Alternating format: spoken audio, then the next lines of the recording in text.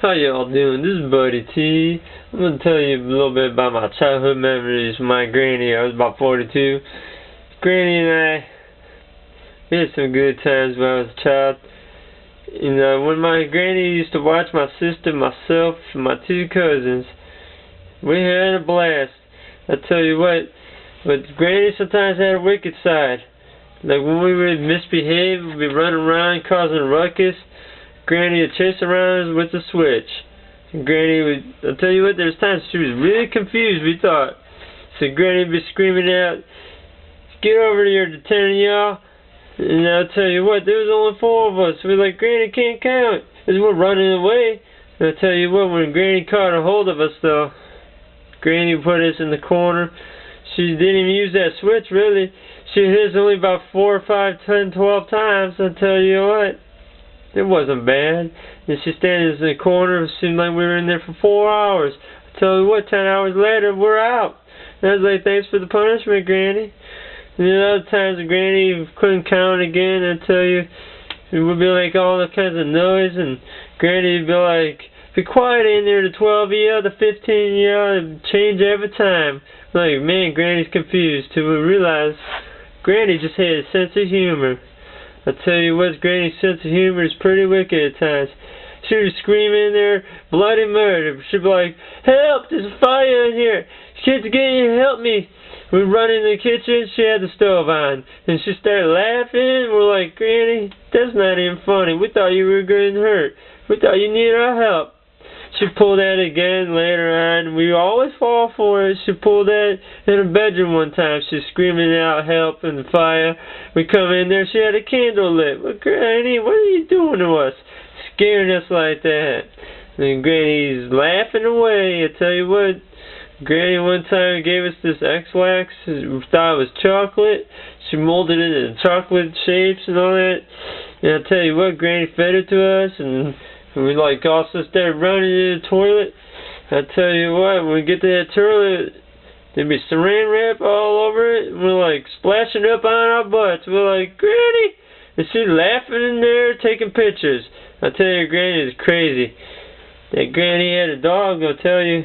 The dog's name was Wizard. Nice dog, I tell you, but Granny called it our uncle. She'd be like, "Can you walk your Uncle Wizard?" We're like, "Yes, Granny." She's like, "Can you walk your Uncle Wizard around the block?" We're like, "Yes, Granny." And Granny liked to repeat herself from time to time. I tell you, she's just crazy old lady. And at times, like, "Can you give your Uncle Wizard some food? Can you give your Uncle Wizard some water?" I'm like, "Yes, Granny."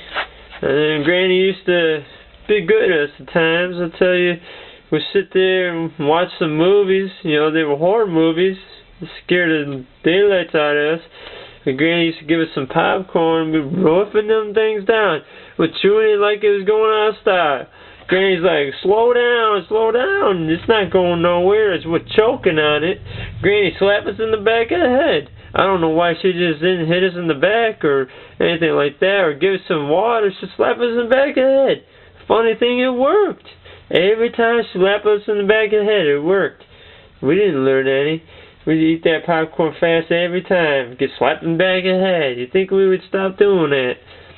I tell you what, when we watch those scary movies, then Granny go to bed. We're like, "Okay." So we go to bed, and also we'll wake up in the middle of the night with nightmares and see zombies, and times we'll be like floating and see weird things coming in. It's kind of scary.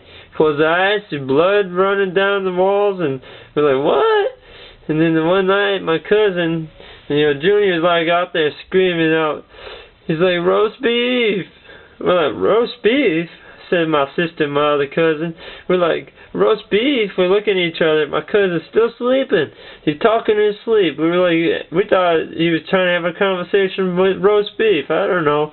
We're like, "Roast beef?" We're like, "Junior, what are you talking about?" He's like, "Roast beef. I want some roast beef. Good roast beef." We're like, "Roast beef?" Like, he's crazy. We didn't even have roast beef for dinner. We had corn dogs. You're talking about roast beef. We didn't even watch any food, man. We're watching people being slaughtered on television. Crazy times. It was pretty fun though.